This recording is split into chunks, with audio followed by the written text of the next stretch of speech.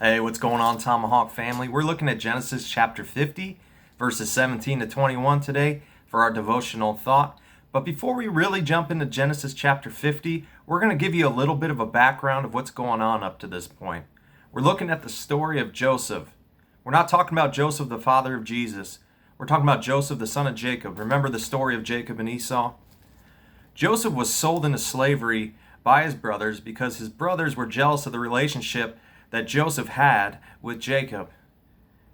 And when Joseph was sold into slavery, Joseph ended up in Egypt in the house of a man named Potiphar. And Potiphar was a big official of the Pharaoh in Egypt at that time. And Potiphar was so impressed with Joseph that Potiphar made Joseph in charge of everything in his household, even his wife. And Joseph was falsely accused by Potiphar's wife of a few things, and nobody believed Joseph and his side of the story. So Joseph ended up being in prison for well over a decade, but God used Joseph in prison, and God blessed Joseph in prison. And the Pharaoh in Egypt caught wind that Joseph was good at interpreting dreams. And the Pharaoh of that time was so impressed with Joseph that the Pharaoh made Joseph in charge of all the land of Egypt at a certain point. And let's go a few years down the road into Genesis chapter 50. In Genesis chapter 50, Joseph's father, Jacob, had recently passed away, and Joseph's brothers were sending a message to Joseph. And this message starts in verse 17 of Genesis chapter 50. This is what you are to say to Joseph. I ask you to forgive your brothers the sins and the wrongs they committed in treating you so badly. Now please forgive the sons of the servants of the God of your father. When their message came to him, Joseph wept. His brothers then came and threw themselves down before him. We are your slaves, they said. But Joseph said to them, Don't be afraid. Am I in the place of God?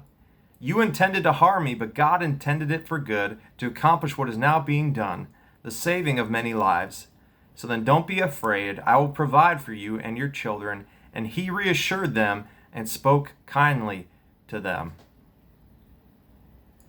So Joseph's brothers were ready to be slaves to Joseph in exchange for Joseph's forgiveness. But Joseph was like, you do not need to be my slaves.